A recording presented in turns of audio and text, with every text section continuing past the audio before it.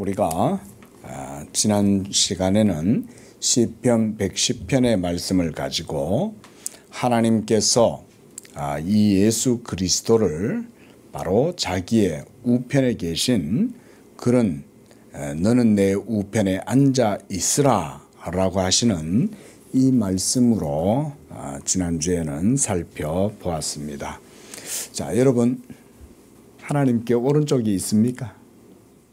어떠세요? 하나님한테 오른쪽이 있어요, 없어요? 그러면 왜 성경에서는 오른쪽이라고 이렇게 얘기를 하고, 오늘 본문뿐만 아니라 오늘 본문에 보면 주의 우편에 있는 자, 주의 오른쪽에 있는 자, 주를 위하여 힘있게 하신 자, 이런 표현이 있죠. 그 외에도 성경에는 하나님의 오른편이라는 이런 표현이 여러 군데 등장하고 있죠.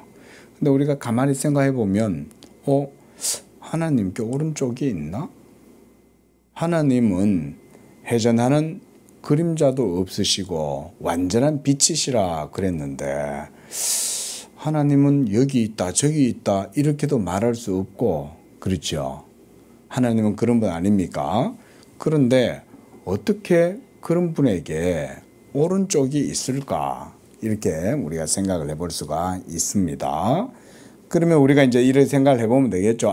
이 오른쪽이라고 하는 말은 영적인 의미이면서 또 그 오른손이 오른쪽이 가리키는 어떤 그런 상징성, 이런 것들이 있구나, 의미가 있구나, 이렇게 우리가 생각을 해보면 되겠죠. 저는 한마디로 이렇게 한번 이해를 한번 해봅니다. 오른편은 하나님의 의로움을 드러낸다. 오른쪽은. 자, 라틴어 단어 덱스테르라고 하는 단어가 있습니다. 이것의 사전적 의미는 오른쪽, 그 다음 또 능숙하다, 이런 의미가 있어요. 능숙하다. 어떤 전문가적인 그런 어떤, 그 다음 적절하다 또는 의롭다, 이런 표현이 있어요. 적절하다, 정의롭다, 의롭다. 여러 가지 이제 복합적 의미가 있긴 하지만 한마디로 말하면 오른쪽은 좋다, 이 말인 거예요. 오른쪽은 좋다, 이런 의미로 우리가 이해를 하면 될 것 같습니다. 그 다음 왼쪽을 의미하는 시니스테르라고 하는 의미는 그래서 상대적으로 부정적 의미로 사용되어졌어요. 그리고 성경에서는 이 오른쪽이 하나님의 축복, 또 권세, 권위, 또 정의, justice와 또 관련이 되는 이런 의미로 많이 묘사가 되었습니다. 시편 16편 11절에서는 주의 오른편에는 영원한 즐거움이 있나이다, 이랬어요. 하나님의 오른편에는 영원한 즐거움이 있고, 그럼 왼편에는 뭐라는 거예요?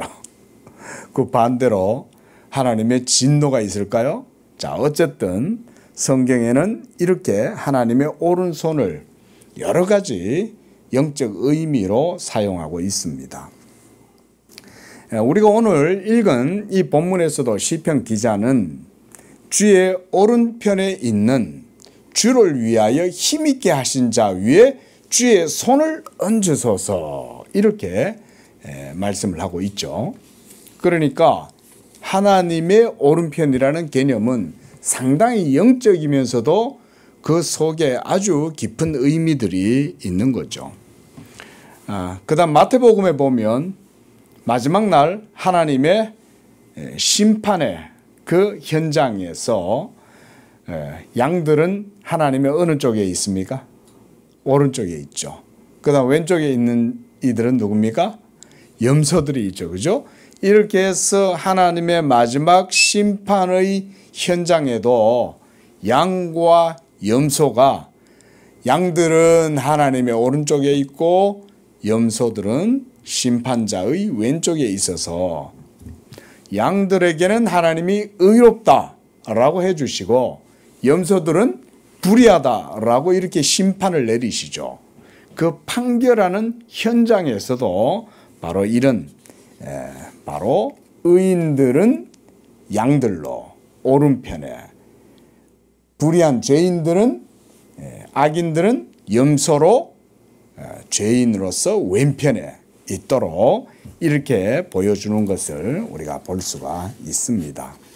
또 우리가 성경 속에 여러 가지 얘기들이 있겠지만 이제 요셉이 자기 아버지 야곱에게 그 두 아들 에브라임과 므낫세를 데리고 딱 가가지고 이제 아버지 이 손자들한테 축복해 주세요 이러면서 이 에브라임하고 므낫세를 이제 야곱의 무릎 사이에다가 딱 두 아들의 무릎을 끼워 넣잖아요. 그러면서 무릎 꿇리고는 기도해 주소서, 축복해 주소서 이러니까 이제 아버지의 오른쪽에 누구를 앉혔어요? 므낫세를 앉히는 거예요. 왜냐하면 므낫세는 장자이기 때문에. 그래서 우리가 옛날부터도 이 장자를 좀 보면 존귀하게 여긴다든지 심지어 숭배까지 하는 이런 이제 민족들도 있거든요. 그러니까 므낫세는 장자니까 아버지의 오른쪽 무릎에다가 탁 끼우는 거예요. 그러면 아버지가 축복 기도하면 어떻게 되겠어요? 오른손으로 므낫세 위에다가 손을 딱 얹겠죠. 그 다음 왼편에는 에브라임을 딱 무릎을 넣고 꿇리고는 아버지가 축복 기도하면 이제 이렇게 축복하는 거예요. 야곱이. 그러면 두 손자가 이렇게 할아버지한테 이제 축복을 받으려고 이러고 있을 거 아니에요. 그때 이 거룩한 족장 야곱이 손을 딱 얹어서 이제 이렇게 기도해 주기를 바랬는데 이 할아버지가 축복 기도를 하는데 이게 손이 이렇게 간단 말이에요. 이렇게 가가지고는 왼편에 있는 에브라임한테 딱 오른손을 올리고 왼손을 므낫세한테 이렇게 올리더라 이거죠. 그러면서 이렇게 해가지고 딱 축복을 한다 이 말인 거예요. 그러니까 요셉이 옆에서 보고 있다가 이 할아버지가 이 나이가 드시더니 왼편 오른편 구별을 못하나? 이러면서 아버지 이쪽이 장자예요. 이러면서 이제 이 요셉이 아버지 야곱의 손을 붙들고는 이렇게 옮기려고 하니까 이제 야곱이 그러는 거예요. 야, 나도 알아. 이러는 거죠. 나도 알아. 얘가 므낫세고 장자인 거 나도 안다. 그리고 얘가 둘째 에브라임인 거 나도 안다. 그러나 하나님의 축복이 이쪽에 있다. 이러면서 딱 그 오른손을 가지고 에브라임 위에다가 탁 축복하는 거죠.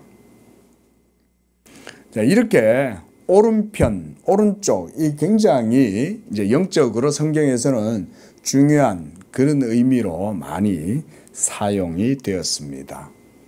그러다 보니까 이 오른쪽이 성경 속에 아주 빈번하게 등장해요. 그래서 오늘은 여러분들과 요 내용을 성경을 살펴보면서 성경을 좀 많이 오늘은 좀 찾아보면서 제가 설명을 드립니다.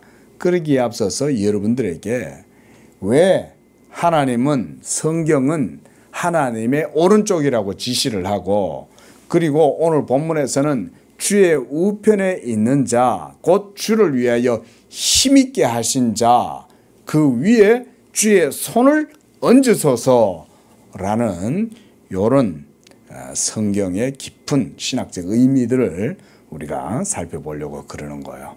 지금 우리가 보고 있는 주제가 우리가 지금 언약사 강론을 하면서 무슨 주제를 보고 있습니까? 언약과 그리스도에 대해서 보고 있습니다. 그렇죠? 자, 예수님은요, 바로 하나님의 언약의 대상자죠. 이것이 삼일체 하나님 안에서 성부와 성자와 성령 사이에 이루어진 삼위의 협약이다 그랬어요. 이걸 구속 협약이라고 얘기하면 우리가 팍툼 살루티스다 이렇게 말을 하고 또는 컨실리움이다. 하나님의 의논이다. 이렇게도 우리가 이해를 한다 그랬습니다. 자, 이런 것들을 우리가 살펴보는 거예요. 자, 이게 왜 중요할까요? 바로 우리의 구원의 모든 시초요, 뿌리요, 근원이기 때문에 그런 거예요. 우리가 구원받는 것은 어디에 근원을 두고 있냐면 삼위일체 하나님의 신적인 작정과 그 경륜, 그래서 삼위일체 하나님 사이에서 이루어진 협약의 뿌리를 두고 있는 거예요. 중요한 표현입니다. 우리는 그렇게 보통 생각 안 하죠. 많은 분들이 구원을 신학적으로 생각 안 해요. 그래서 내가 열심히 잘 믿으면 구원받는다고 생각해요. 여러분, 이건 복음이 아니에요. 이런 생각이 여러분 속에 있으면 빨리 이 생각 털어내야 돼요. 아셨죠? 예? 이런 건 자다가도 정신이 벌쩍 들어야 돼요. 구원은 내가 열심히 믿고 내가 충성하고 내 열정을 다해서 하면 그래서 하나님이 나를 구원해 준다. 이런 생각은 하나님께 영광이 안 돼요. 제일 중요한 건 하나님께 영광이 안 된다 이럴 때 빨리 정신을 차려야 돼요. 아, 그렇구나. 하나님께 영광 되는 게 더 중요하구나. 내가 예수 믿어서 지옥 안 가고 천국 가는 것, 이거보다 더 중요한 건 그걸 통해서 하나님이 영광을 받으시는 거구나. 이게 더 중요한 거예요. 그래서 구원의 시초, 근원, 원리, 뿌리, 이 모든 게 다 어디 안에서 시작되었다? 권사님, 어디 안에서 시작되었습니까?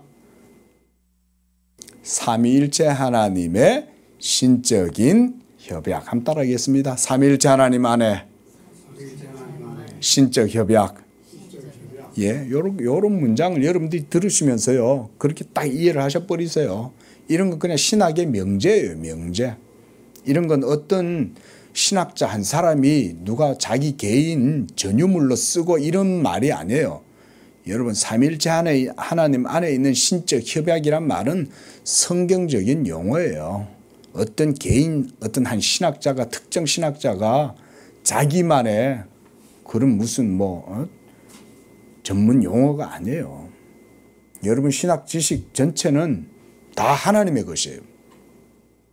어떤 자도 신학 지식을 자기 자신 개인의 사유화하거나 내 거라고 그런 식으로 딱 도장 찍고 못 받고 이렇게 할 게 없어요. 모든 진리의 지식은 하나님의 거지. 그래 놓고 하나님께 영광 돌린다고 하면 되겠어요? 그건 내 거야.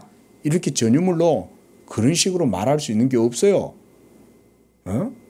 어떤 한 사상가나 어떤 한 목사가 야, 이건 내 지식이야. 이런 게 없어요. 지식은. 그죠? 모든 진리의 지식은 다 하나님의 것입니다. 그래 놓고 하나님께 영광 돌린다고 하면 되겠냐고요. 하나님께 영광을 돌린다는 말은 진리의 하나님이 완전한 진리로 모든 것은 다 하나님의 진리다. 이렇게 고백하는 건데. 그래서 여러분, 우리가 특별히 이 구속협약, 삼위 하나님의 구속협약 안에서 우리의 모든 구원의 근원이 거기에서부터 시작되었다. 이걸 여러분들이 꼭 고백을 하십시오. 그리고 그것이 이제 역사 속에 점진적인 계시의 구속사적 발전의 역사를 통해서 우리의 모든 시대 속에 하늘의 뜻이 하늘에서 이루어진 것처럼 땅에 이루어지는 게 복음이에요. 그래서 복음은 실천성이 기본적으로 있는 거예요. 그 실천성은 하나님의 말씀의 능력, 역동성, 생명력, 그것 때문에 나타나는 거예요. 말씀이 살아있기 때문에. 믿으시기 바랍니다.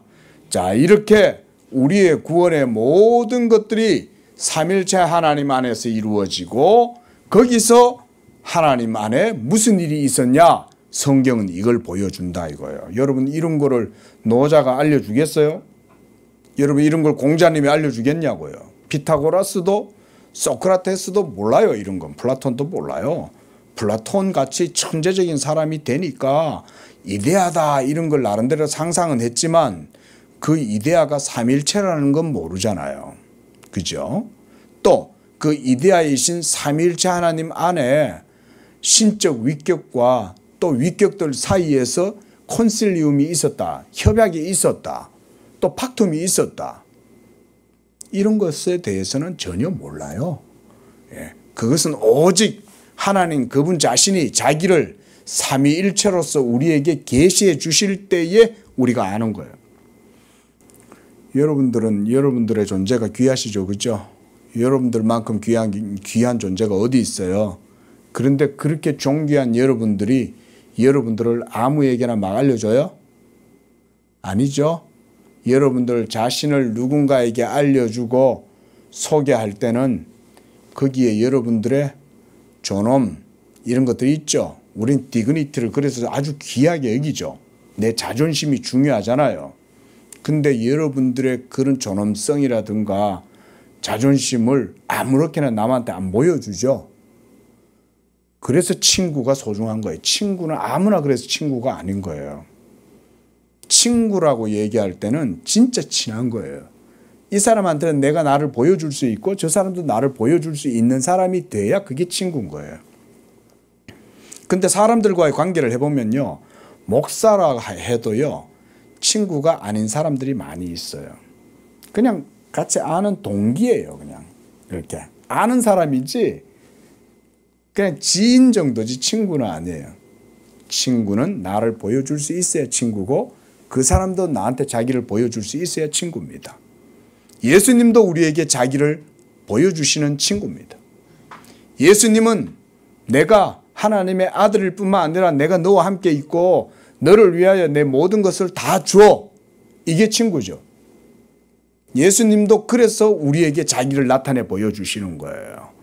너희가 아버지를 사랑하면 너희가 나를 사랑하면 내 아버지께서도 너희를 사랑할 것이요.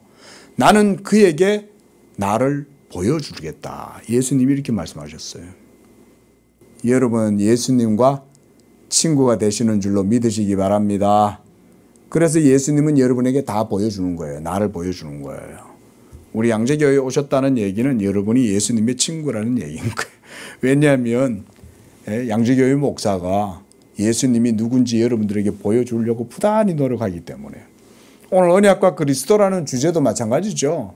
제가 여러분들에게 예수님을 지금 소개해 주고 있는 거예요. 그리고 그 말을 즐거이 듣는 사람은 예수님의 친구인 거예요. 친구의 음성을 듣는 게 좋죠. 그러면서 서로 앉아서 재미있는 얘기뿐만 아니라 힘들고 어려운 얘기도 같이 나누고 이러면서 친구는 그렇게 동고동락 하는 거 아니에요? 그게 친구잖아요. 그래서 예수님이 바로 이런 하나님 안에 있는 진리의 말씀을 우리에게 보여주시는 거예요. 자, 주의 우편에 있다라고 하는 것 자체가 이와 같이 삼위일체 하나님 안에서 아버지께서 아들에게 자기의 언약을 주셨다는 것이고 그리고 아들은 아버지의 그 말씀을 받고 그 말씀을 또한 들을 뿐만 아니라 아버지를 공경하여 그 아버지의 말씀에 순종하고 그 아버지의 말씀을 이루고 나아가는 이것이 또한 삼위일체 하나님 안에 있는 그 위격 사이에서의 의논이었어요.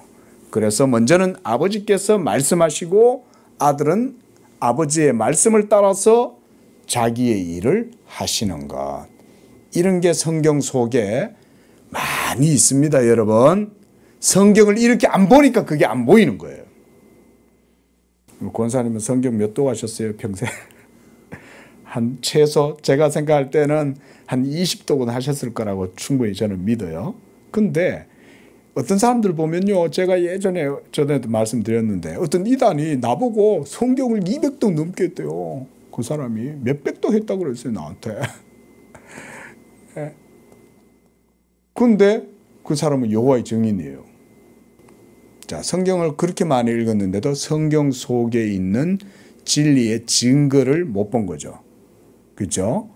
그래서 예수가 하나님의 말씀이라는 사실을 못 본 거예요. 예수가 언약의 실체라는 사실을 못 본 거예요. 내 눈을 열어 주의 법을 보게 하소서 그랬는데 그 사람은 주의 법이 뭔지를 모르는 거예요. 율법은 알아. 그래서 율법 지켜야 되는 줄 알고 맨날 토요일 날 모여가지고 여호와의 증인들은 그러고 있는 거지. 근데 율법의 실체인 그리스도, 언약의 실체가 되시는 예수 그리스도는 모르는 거지. 그러니까 주의 법을 그들은 모르는 거예요. 그러니까 그들에겐 여호와의 친밀하심이 없어요. 그래서 시편 25편 같은 데도 보면 여호와의 친밀함이 그를 경외하는 자들에게 있음이요 그랬는데 그 여호와의 증인들은 하나님을 경외하지 않는 거예요. 저들끼리 그냥 모여가지고 저들 믿고 싶은 대로 믿고 있는 거예요. 그게. 여러분 그거 아셔야 돼요. 그게 뭐 별거 거기 뭐 있는 게 없어요. 거기에. 그냥 하나님을 경외하지 않는 거예요. 위선자들이 모여가 있는 거예요. 거기에. 하나님을 사랑하면 예수님을 보게 돼요. 하나님을 사랑하지 않으면 예수님을 못 봐요. 교만한 자들은 예수를 못 봅니다. 그래서 예수님도 옳소이다 아버지여. 교만한 자들의 눈은 가리시고 어린아이들에게는 나타내심이 옳소이다. 그것은 하나님이 의로우십니다. 이 말인 거죠. 예수님조차도 그렇게 말씀하죠. 그래서 저들의 눈은 가리워버리고 교만한 자들은 보지 못하게 하고 있다고 하고 지혜롭다고 하는 자들에게는 감추시고 뭘 감출까요? 생명과 진리의 지식을 감추어 버리는 거예요. 그러니까 모르는 거예요. 영적으로 모르는 거예요. 그게. 예수가 하나님의 택하신 자요. 하나님이 창세전부터 미리 아신 바 된 자요. 예수가 시온의 문이요. 다윗의 열쇠시요. 이걸 모르는 거예요. 예수가. 예수를 한마디로 모르는 거예요. 그러니까 모여 앉아가지고 예수는 자기들의 선생이다 라고 말은 하는데 예수를 자기들의 생명의 주로는 고백을 못하는 거예요. 그래서 여호와의 증인들은 삼위일체를 못 믿는 거예요. 예수가 하나님의 언약의 실체라는 것을 못 믿으니, 그가 생명의 언약이라는 걸 못 믿으니 어떻게 삼위일체 하나님을 믿겠냐고요. 그러면 우리가 지금 이 삼위일체 하나님의 팍툼 살루티스를 지금 말하고 있잖아요. 그분들이 삼위일체를 안 믿는데 팍툼 살루티스를 믿겠어요? 그렇죠? 삼위일체를 안 믿는데 그 하나님의 섭리와 작정과 경륜에 대해서 믿겠냐고요. 그러니까 맨날 이상한 옷 입고 자기들끼리 똘똘 뭉쳐 길거리 다니면서는 가판대 세워놓고는 서가지고는 그냥 그러고 있는 거죠. 그러고는 안식일 지킨다고 저들끼리 토요일에 모여가지고 집회하는 거예요. 그들의 눈이 가리워졌어도 모르는 거예요. 하나님께 버림받았기 때문에 그런 거예요. 그래 놓고도 거기에서 그냥 자기들은 잘 믿고 있다고 생각하고 있는 거예요. 얼마나 무서운지 몰라요. 여러분, 하나님이 눈을 가리워버리고 보지 못하게 하면요, 거기에 하나님의 진노가 있는 거예요. 내버려 놔버리는 거냐. 그러고는 그들 속에는 생명의 지식이 없어요. 그리스도를 몰라요. 예수가 하나님의 택하신 자고 모퉁이 돌이고 주의 우편에 있는 자라는 사실을 그들은 못 봐요. 그런데 오늘 성경에서 보면 바로 이 예수 그리스도, 주의 우편에 있는 주께서 힘있게 하신 자 위에 손을 얹으소서. 이게 바로 그리스도의 영을 가진 자들은 이걸 보는 거예요. 이 시편 기자가 지금 그걸 보고 노래하고 있는 거예요. 그는 한마디로 언약을 아는 거예요. 자, 언약을 알면 그래서 예수를 알아요. 그래서 예수를 믿는 사람은 언약을 아는 거예요. 이것은 성경에 불변하는 공식입니다. 예수 믿는다고 하는데 언약을 모른다 그러면 예수 믿음이 뭔가 잘못된 거예요. 그래서 예수를 믿는다고 해도 거기에 항상 어떤 잘못된 세력들이 있습니까? 이단들이 이쪽 있죠. 예수를 믿는다고 똑같이 말은 하는데 항상 이단들이 있는 거예요. 그 이단들은 그래서 언약 같은 것도 잘못 이해해요. 전부 다 결론적으로 어디로 가냐? 자, 제가 어렵게 얘기 안 드릴게요. 이단들의 공통된 특징이 있어요. 복음과 진리와 거짓된 것, 비진리의 핵심적인 분명한 기준점이 있습니다. 뭐에서 갈라지는지 아세요? 뭘 것 같아요? 행위냐 믿음이냐, 여기서 갈려집니다. 율법주의와 율법 폐기 그리고 예수 믿음, 여기에 딱 있습니다, 여러분. 그래서 모든 이단들입니다. 모든 이단들 공통입니다. 정통과 이단의 완전히 시금석은 행위로 구원을 얻는 것이냐 믿음으로냐, 여기에서 모든 게 다 갈려집니다.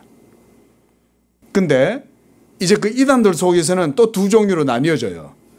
하나는 율법 행위를 강조하는 율법주의고 하나는 율법을 부정하는 율법 폐기론이에요. 이게 둘로 나뉘어져요. 그러면 우리는 어느 쪽이에요? 그 중간에 있습니까? 아니에요. 그것도 잘못된 거예요. 우리는 그 중간에 있는 둘 다를 포용하거나 수용하거나 이런 식의 논법이 아니에요.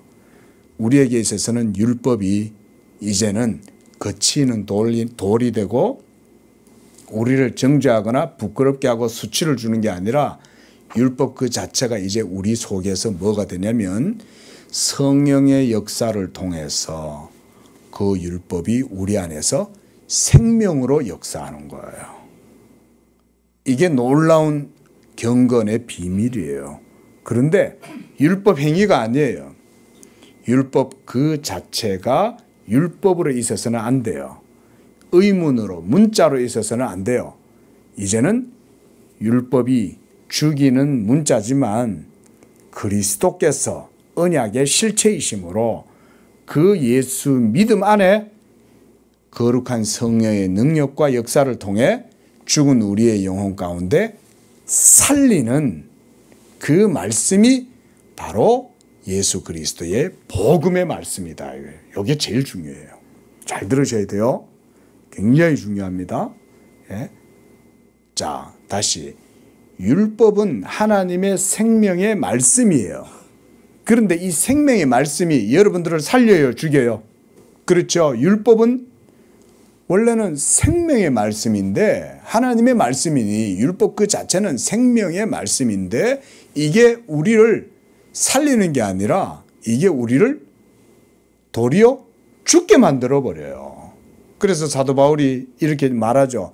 어찌하여 그러뇨? 이렇게 말하죠. 어찌 생명의 율법이 우리를 죽이는 그런 말씀이 되냐? 그러면 율법에 뭔가 문제가 있느냐? 그럴 수 없느니라. 이렇게 말하죠.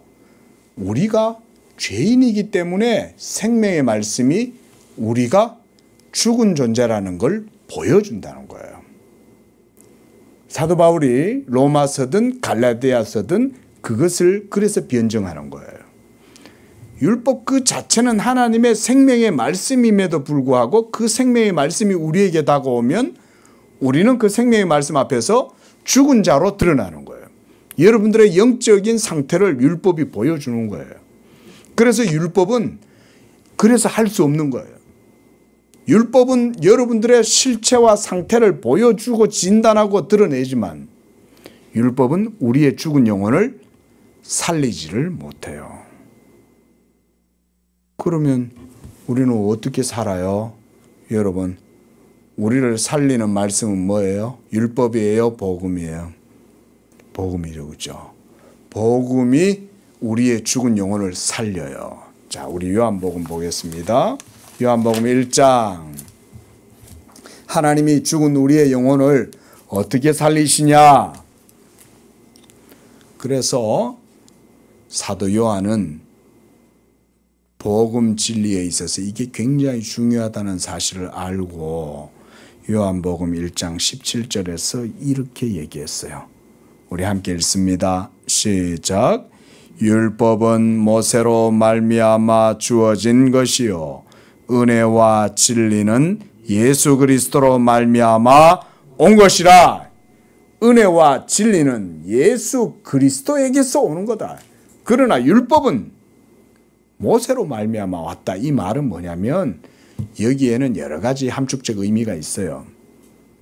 가장 대표적인 의미가 뭐냐면 중심 의미는 율법은 모세로 말미암아 주어졌다는 말은 하나님의 말씀이긴 하지만 그것은 죽이는 문자요.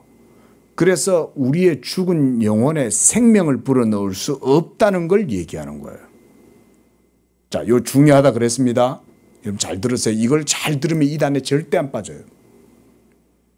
그래서 우리는 율법 폐기론도 아니고 율법주의도 아니고 우리는 그럼 뭐냐? 중도 노선이다. 이런 논법은 없습니다, 여러분. 우리는 중도 노선이 아니에요. 우리에게 있어서 생명은 율법이 주는 게 아니라 뭐가 줘요? 예수 그리스도, 은혜와 진리는 예수 그리스도로 말미암다 그랬으니까 생명은 바로 예수님 그분 자신이 우리에게 생명이 되는 거예요. 이게 언약의 실체라는 말인 거예요. 그래서 예수 믿으면 하나님께 의롭다함을 얻을 뿐만 아니라 믿음으로 의롭다함을 얻은 사람은 율법 폐기론자가 된다? 그럴 수 없다. 도리어 어떻게 해요? 율법을 굳게 세운다 그랬어요. 그렇죠? 사도 바울 로마서에서 그래서 그 얘기를 한 거예요. 그게 바른 성경적 믿음이에요. 요거 이해하는 게 그렇게 어렵습니까? 목사가 이걸 이렇게 설명해 주면 되잖아요. 그럼 여러분들이 이걸 이대로 들으면 돼요. 아주 핵심적인 얘기예요. 근데 이거를 못 배워가지고 다들 율법 폐기론에 흘러가든지 구원파로 쓸려가가 율법 폐기론이든 아니면 율법주의에 들어가는 거. 요 바로 옆에도 초막절 교회라고 있어요. 여러분. 초막절을 지킨다고 그러고 있는 거예요. 예? 제7일 안식교예요. 안식일을 지킨다고 그러고 있는 거예요. 여호와의 증인들이에요.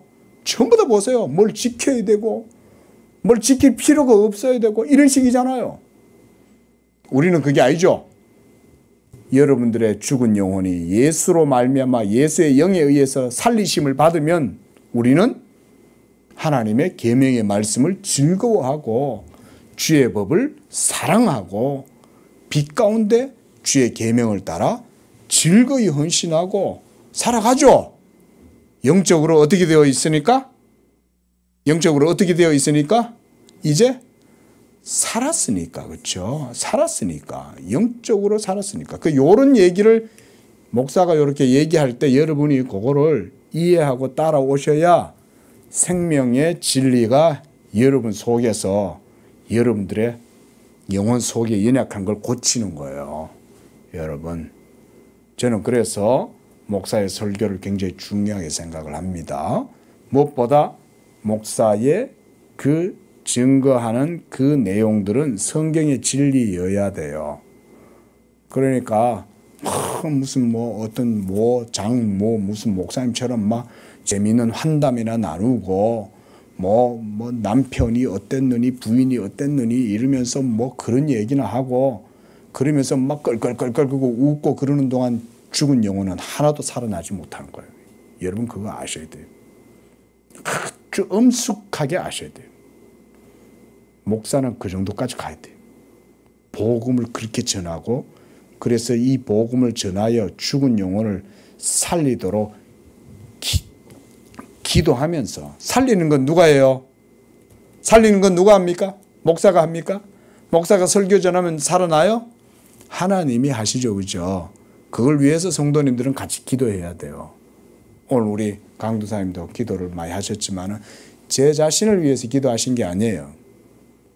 강도사님이 공적으로 기도하실 때 목사님의 설교를 통해서 우리 성도들이 하라 이럴 때는 저를 위해서 하시는 기도가 아니라 하나님의 말씀을 위해서 하는 기도인 거예요. 그거는.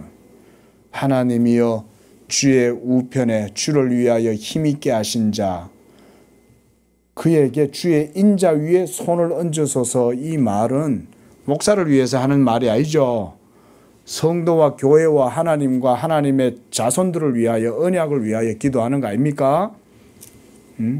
여러분들도 마찬가지입니다. 우리 양재교회가 비록 성도들이 그렇게 많은 숫자들은 아니라 할지라도 여러분이 항상 말씀이 바르게 전해지고 전해지는 그 말씀이 여러분들의 심령 속에서 생명이 되고 그 지식이 여러분들의 영혼을 의롭게 하고 거룩하게 하고 그래서 그 말씀 따라서 복음의 자유를 누리고 그 복음의 자유함 속에서 사랑하고 그 사랑의 능력이 자연스럽게 여러분들의 전인격 속에서 나타나고 그게 복음의 능력이 되고 그렇게 해서 사탄의 강력한 진도 파하고 깨트리고 그리고 내 삶 속에 우리 성도들의 삶의 모든 지경에 하나님의 나라가 임하게 되는 이런 역사가 모든 것들이 다 이 하나님의 말씀에서 이루어지는 거예요.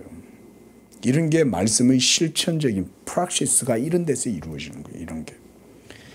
자, 우리 성경 한번 찾아보겠습니다. 마태복음 22장 44절입니다. 이제 남은 시간은 성경 한번 쭉 찾아볼게요. 과연 오른쪽이 성경 속에 어떻게 이렇게 많이 있냐, 여러분들은 놀라실 거예요. 마태복음 22장 44절입니다. 자, 예수님께서 자신의 신적인 권위를 다윗의 시편을 인용해서 하시는 말씀이죠. 시작. 주께서 내 주께 이르시되 내가 내 원수를 내 발 아래 둘 때까지 내 우편에 앉아 있으라 하셨도다. 자, 이것은 유명한 시편 110편 1절 말씀이죠. 우리가 지난주에 이걸 봤어요. 그 다음 26장, 마태복음 26장 64절 시작. 예수께서 이르시되 내가 말하였느니라. 그러나 내가 너희에게 이르노니 이후에 인자가 권능의 우편에 앉아 있는 것과 하늘 구름 타고 오는 것을 너희가 보리라. 인자가 권능의 우편에, 오늘 우리가 읽었던 시편 본문 말씀에도 주의 우편에 주를 위하여 힘있게 하신, 권능이 있게 하신 자 위에 주의 손을 얹으소서 그랬잖아요. 하나님이 그를 축복하시라 이 말씀이잖아요. 그렇죠? 아버지께서 아들을 축복하시는 거예요. 여러분, 이런 게 다 여러분 깊이 있는 성경적인 이해요 개념입니다. 자, 그 다음 마가복음으로 넘어갑니다. 마가복음 요건 읽지는 않지만, 자, 12장 36절 마가복음 12장 36절 말씀 보십시오. 자, 여기서도 예수님의 시편 110편 1절 인용의 말씀이죠. 그렇죠? 그 다음 14장, 이것도 방금 우리가 읽은 26편 64절과 동일한 말씀입니다. 14편 62절 말씀, 그렇죠? 인자가 권능의 우편에 앉은 것, 이것을 본다는 거죠. 자, 그 다음 사도행전, 이번에 누가복음도 동일합니다. 누가복음 속에도 동일하게 이 두 구절 속에 다 포함되어 있어요. 자, 사도행전 2장 33절. 자, 사도행전 2장 33절입니다.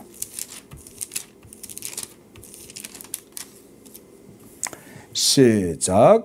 하나님이 오른손으로 예수를 높이심에 그가 약속하신 성령을 아버지께 받아서 너희가 보고 듣는 이것을 부어 주셨느니라. 자, 여기서도 하나님이 오른손으로 예수를 높이셨다. 오른손으로 예수를 높이려면 예수님은 오른쪽에 있어야 돼요. 오른쪽에 있어야죠. 그죠? 그래, 오른쪽으로 하나님이 오른손으로 예수를 높이신다. 우리 오늘 어린이가 빌립보서 그 2장 5절에서 10절까지를 오늘 암송을 했는데, 이름으로 하나님이 그를 지극히 높여 하나님 보좌 우편에 앉히셨다 이 말인 거예요. 자, 오른쪽의 의미가 계속 성경은 사용하고 있죠. 그렇죠? 지금도 예수님은 어디 있어요? 하나님 보좌 우편에 계시죠. 그렇죠? 자, 그 다음 35절도 보십시오. 거기도 시편 110편 인용하고 있죠. 그렇죠? 요거 시편 방금 우리가 읽었던 그 시편 110편 1절이 여기서도 인용되고 있죠. 예? 사도 베드로가 이걸 지금 노래하고 있는 거예요. 예? 예수 안 믿고 핍박하는 유대인들을 향해서 지금 시편 110편을 인용하고 있다 이 말인 거예요. 그러니까 주께서 내 주에게라고 다윗이 말했을 때 그 주님이 바로 누구라는 겁니까? 예수님이다 이 말인 거예요. 예수님이 바로 이스라엘의 메시아다 이 얘기인 거예요. 자, 그 다음 5장, 사도행전 5장 31절 시작.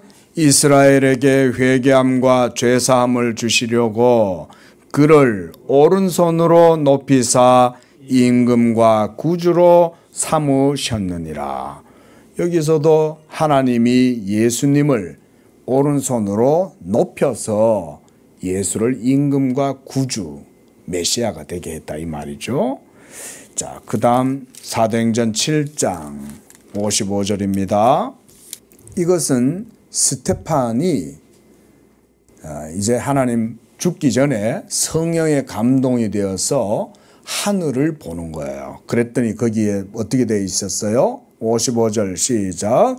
스데반이 성령 충만하여 하늘을 우러러 주목하여 하나님의 영광과 및 예수께서 하나님 우편에 서신 것을 보고 말하되 하늘이 열리고 인자가 하나님 우편에 서신 것을 보노라 그랬어요. 예수님이 지금 어디에 계속 있어요? 하나님 우편에 계신다. 이 우편이란 말은 그러니까 권능, 영광, 정의, 권세, 축복 이런 모든 게 다 그 우편이란 개념 속에 있어요. 이게 모두가 다 누구에게 주어져 있다? 예수님에게 다 주어져 있다 이 말인 거예요. 자, 그래서 예수님께는 충만한 거예요. 이런 게. 자, 그 다음 방금 우리가 봤던 56절 그건 읽었고, 자, 그 다음 로마서로 넘어가겠습니다. 로마서, 자, 사도행전 뒤에 있죠. 로마서 8장 34절입니다. 시작. 누가 정죄하리요? 죽으실 뿐 아니라 다시 살아나신 이는 그리스도 예수시니 그는 하나님 우편에 계신 자요. 사도 바울이 예수님이 지금 거기 하나님 우편에서 우리를 위하여 기도하고 계신다 그랬어요. 할렐루야. 얼마나 감사합니까? 우리는 오늘 새벽에도 기도도 못하고 우리는 기도하는 것도 까먹어버리고 기도하는 것도 나태해가지고 잘 하지도 못하는데 그래도 예수님이 우리를 위하여 기도하고 계신다 이 말인 거예요. 자, 그 다음 에베소서로 넘어갑니다. 자, 에베소서 1장 20절 시작. 그의 능력이 그리스도 안에서 역사하사 죽은 자들 가운데에서 다시 살리시고 하늘에서 자기의 오른편에 앉히사 그랬어요. 하나님의 오른편에. 그 다음 바로 또 뒤에 있는 골로새서로 넘어갑니다. 빌립보서, 골로새서. 그 아까 우리가 어린이가 읽었던 에베소서 2장에도 사실은 이거 다 오른편의 개념이에요. 여기서 오른쪽이라고 얘기 안 했지만 그거 한번 보실래요? 빌립보서 바로 앞에 2장 9절부터 11절까지 이 내용이 뭐냐면 하나님이 예수를 오른편에 세우셨다 이 말입니다. 이게. 그래서 하나님이 그를 지극히 높여 오른손으로 높이시는 거죠. 그죠? 그래서 모든 이름 위에 뛰어난 이름을 주신다. 이게 바로 오른쪽이죠. 또 하늘에 있는 자들과 땅 아래에 있는 자들 모두가 예수의 이름에 꿇게 하신다. 이 말은 하나님이 예수를 왕과 임금과 구주로 삼으셨다 할 때 아까 사도행전에서 그죠? 하나님이 오른손으로 예수를 높이심에 그가 그를 왕과 구주로 세우셨잖아요.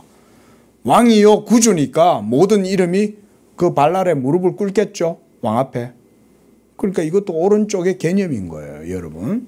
그래서 빌립보서에서는 뭐 오른편, 우편, 오른쪽 이런 개념 말이 없어도 이 자체가 하나님이 예수를 임금과 구주로 세워서 모든 이름 위에 뛰어난 이름이 되게 했다는 말이 바로 그 오른편의 개념과 똑같은 겁니다, 이건. 자, 그 다음 골로새서 3장 1절. 시작. 그러므로 너희가 그리스도와 함께 다시 살리심을 받았으면 위의 것을 찾으라. 거기는 그리스도께서 하나님 우편에 앉아 계신다. 여기서도 우편 얘기하죠. 모든 성경 속에 다 우편이에요. 계속 우편이에요. 자, 그 다음 히브리서. 우리 요즘 히브리서 보고 있죠. 자, 히브리서 1장으로 넘어갑니다. 신약 성경 제가 가진 성경 353쪽이에요. 자, 히브리서 1장 3절 시작. 이는 하나님의 영광의 광채시요 그 본체의 형상이시라. 그의 능력의 말씀으로 만물을 붙드시며 죄를 정결하게 하는 일을 하시고 높은 곳에 계신 지극히 크신 이의 우편에 앉으셨느니라. 여기도 우편 해놨죠. 그러니까 시편 110편 이거 굉장히 중요한 시편인 거예요. 성경 전체에서 다 인용하고 있는 거예요. 그 다음 1장 13절에도 그 얘기하고 있죠.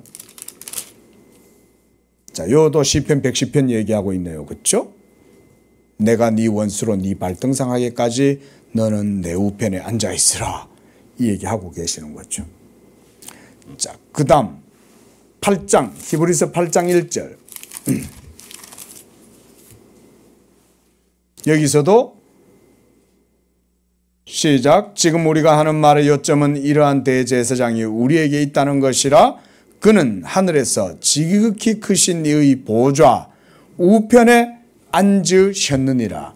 예수님이 보좌 우편에 앉았다는 말은 그 이전에는 예수님의 보좌가 따로 없었다 이런 말은 아니고, 이게 무슨 말이냐면 예수님이 이 보좌에 앉을 수 있는 실질적인 그런 권한을 획득했다 이런 말이에요. 이런 거 성경이 아주 중요한 개념입니다. 예수님이 이걸 어떻게 획득하셨냐면 하나님의 모든 율법 아래에 나시고 전체 생애를 통해서 율법의 의를 만족시키셨고, 그래서 마지막에 죽기까지 십자가에서 자기를 들이셨으므로, 그래서 십자가의 죽으심만이 이 취득의 권한을 얻으신 게 아니에요. 이 취득시효가.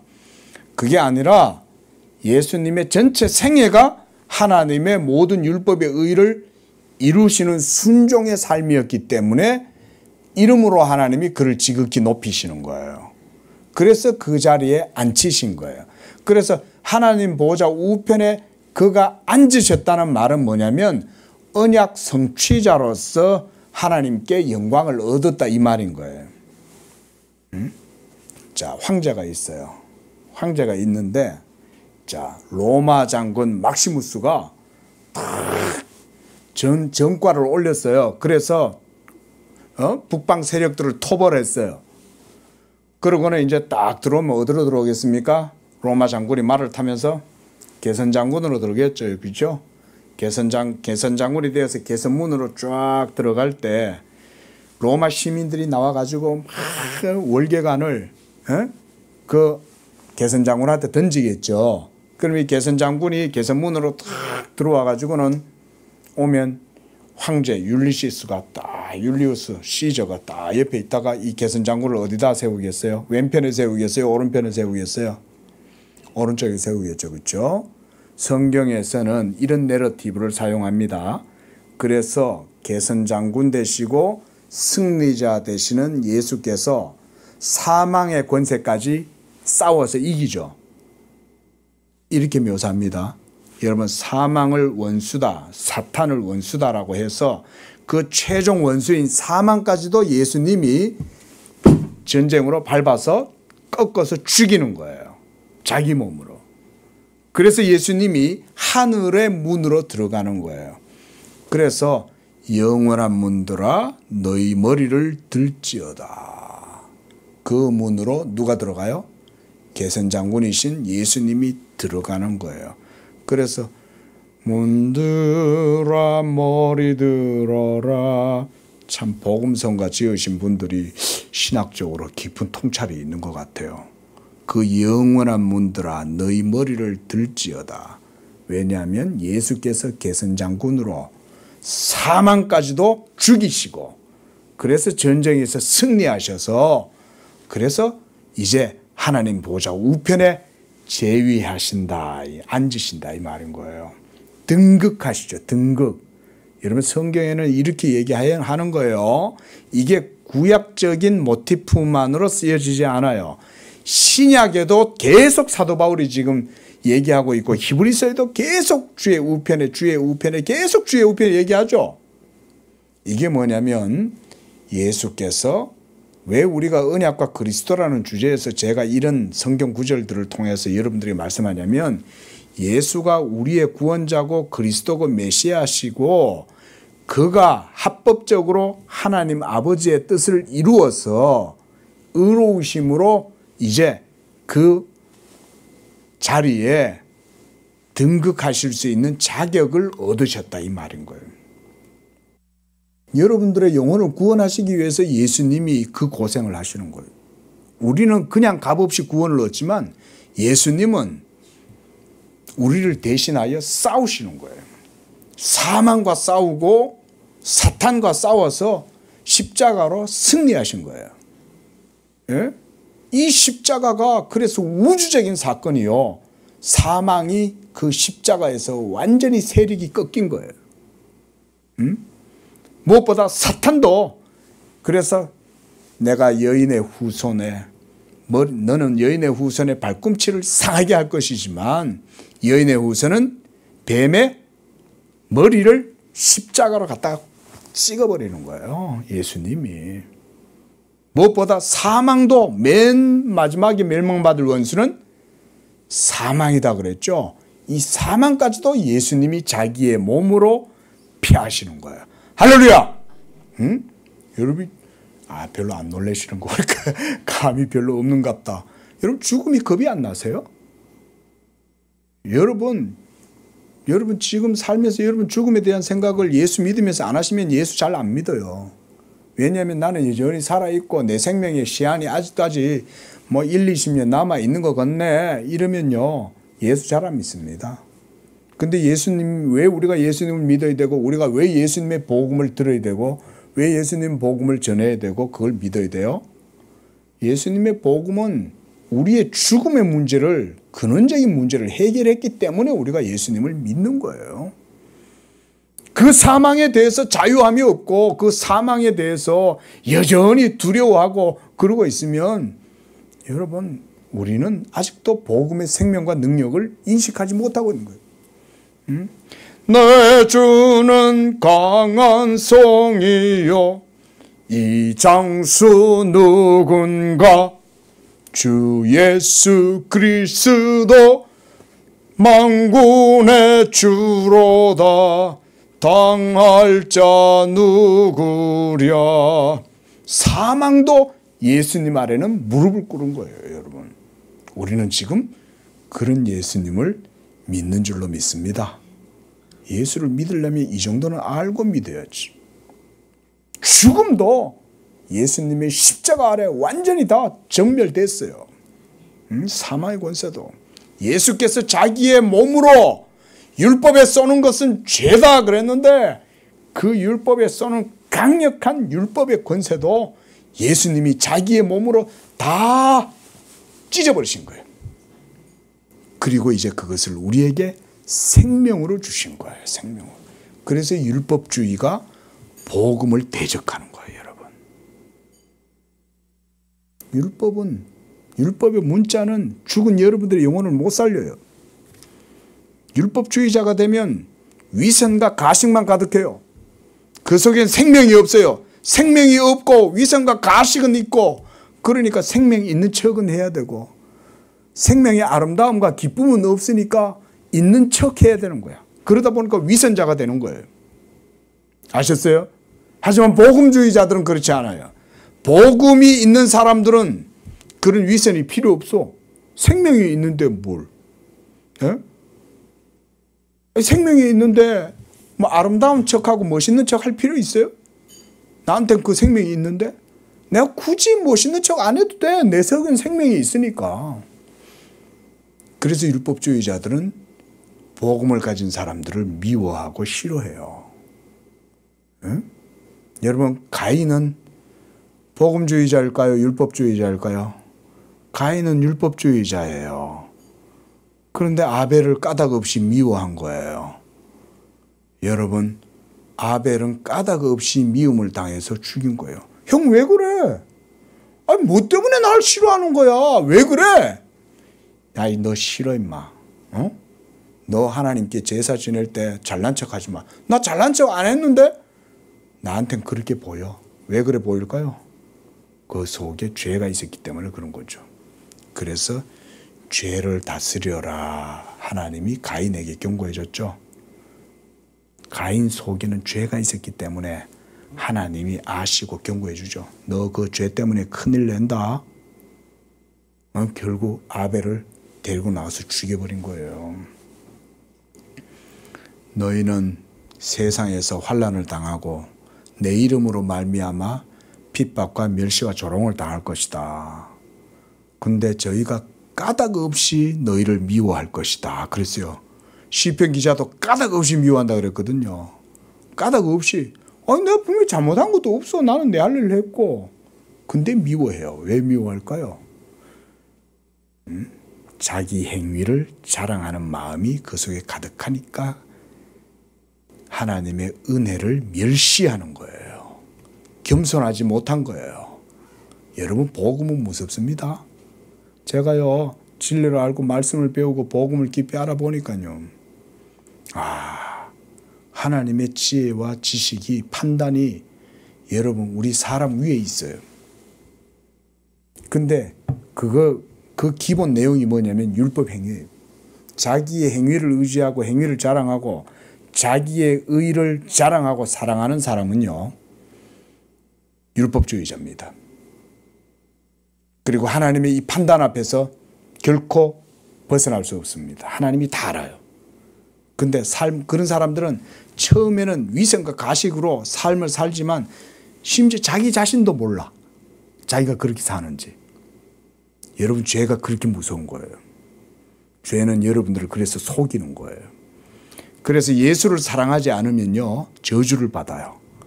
그 저주가 율법에 의해서 이루어지는 거예요. 누구든지 여호와를 사랑하지 않는 자는 저주를 받을지어다 그랬잖아요.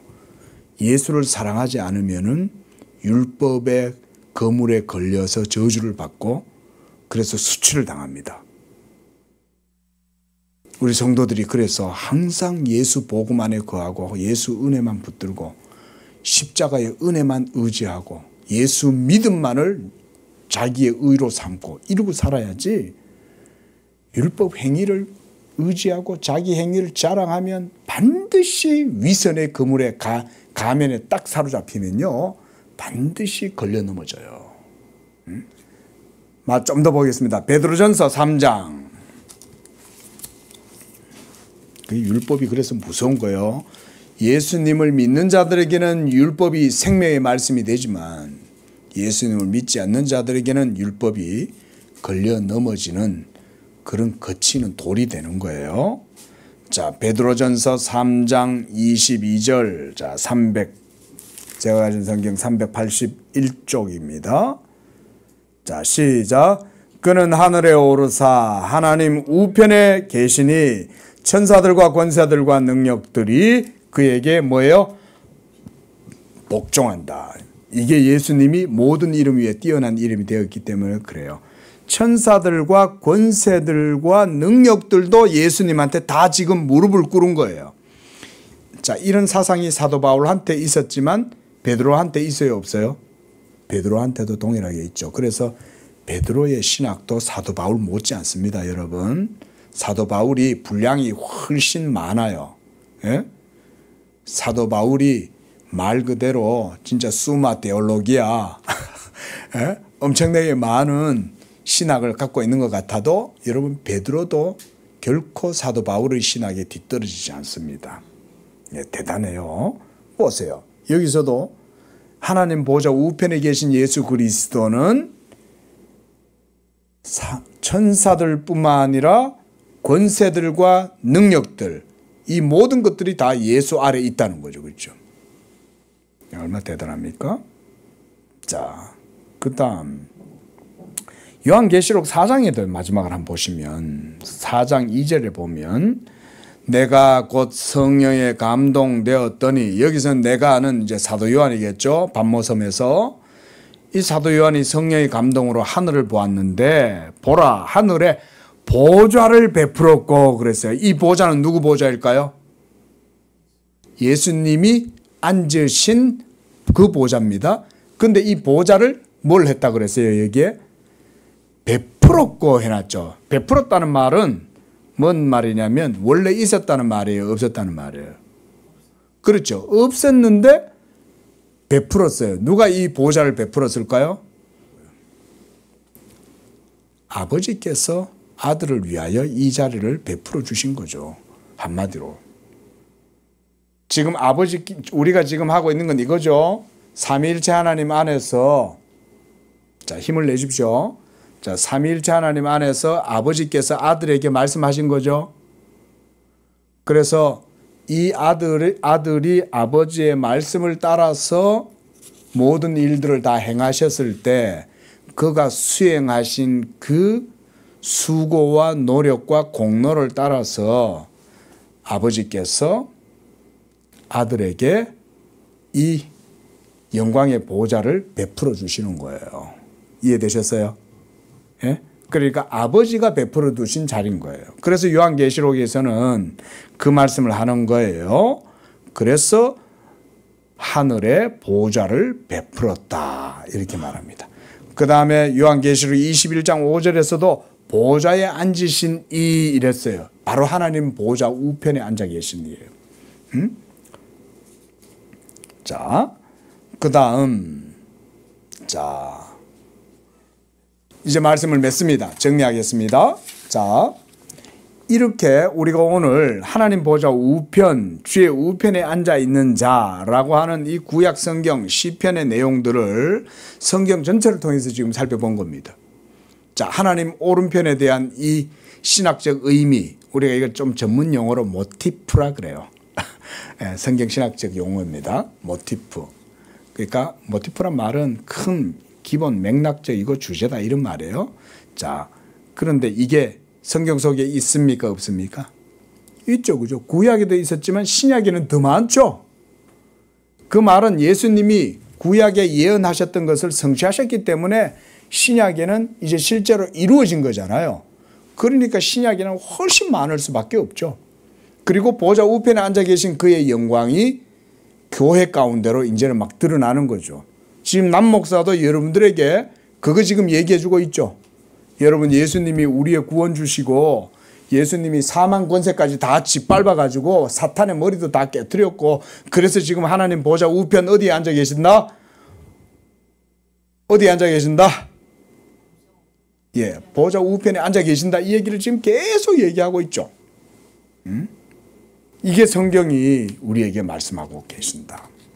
자, 여러분, 이렇게 삼일체 하나님 안에서 이루어진 신적 작정은 성부 하나님께서 성자 예수 그리스도께 대한 이 협약 콘실리움, 여기에서부터 이루어졌고, 그래서 성경은 이 예수 그리스도가 하나님의 예정된 자다. 그리고 택하심을 입은 자요, 그가 바로 하나님의 집의 모퉁이 돌이요 창세로부터 미리 알리심 받은 자다. 이렇게 말씀을 하고 있어요. 바로 이 예수가 언약의, 하나님의 언약의 대상자다. 우리가 이렇게 보시면 되는 거예요. 자, 그러면 우리는 누구일까요? 우리는 하나님의 언약의 대상자요, 아니에요? 우리의 언약의 대상자죠, 그죠?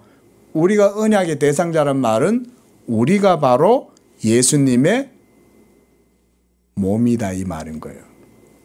예수님이 우리의 머리고, 그래서 오늘 본문에도 그 얘기를 하고 있는 거예요.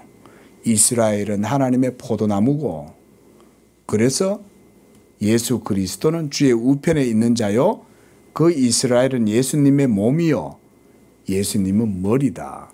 그래서 그 몸의 머리인 예수 인자 위에 주의 손을 얹으소서, 이렇게 시편이 노래하고 있는 겁니다. 기도하겠습니다. 지금도 하나님 보좌 우편에 앉아서 천하 만국을 아버지께서 주신 그 권세를 인하여 통치하시고 주장하고 계시는 주 예수 그리스도께서는 진정한 우주의 왕이시여 모든 이름 위에 뛰어난 이름을 가지신 분이심을 오늘 우리가 말씀을 통하여 확인하고 또한 하나님께 영광을 돌립니다. 하나님께서는 이 예수를 만세전부터 예정하시고 택하시고 이제 교회의 머리로 세우시고 이제 그를 통해서 하나님께서는 이 놀라운 복음의 경륜을 이루어 나아가고 계시는 줄로 믿습니다. 하나님이시여 우리 양재교회 성도들에게 이 복음의 부요함과 영광스럽고 탁월함을 깊이 있게 묵상하게 하시고 이것을 믿는 자들마다 모든 사망의 권세를 이기고 그래서 사탄 권세조차도 조금 더 우리 성도들을 해하지 못하고 이 복음의 능력 안에서 우리 성도들이 온전히 예수 그리스도를 의지하고 그 가운데 하나님께 영광을 돌리는 복된 삶이 되게 하여 주시옵소서. 예수님의 이름으로 기도합니다. 아멘.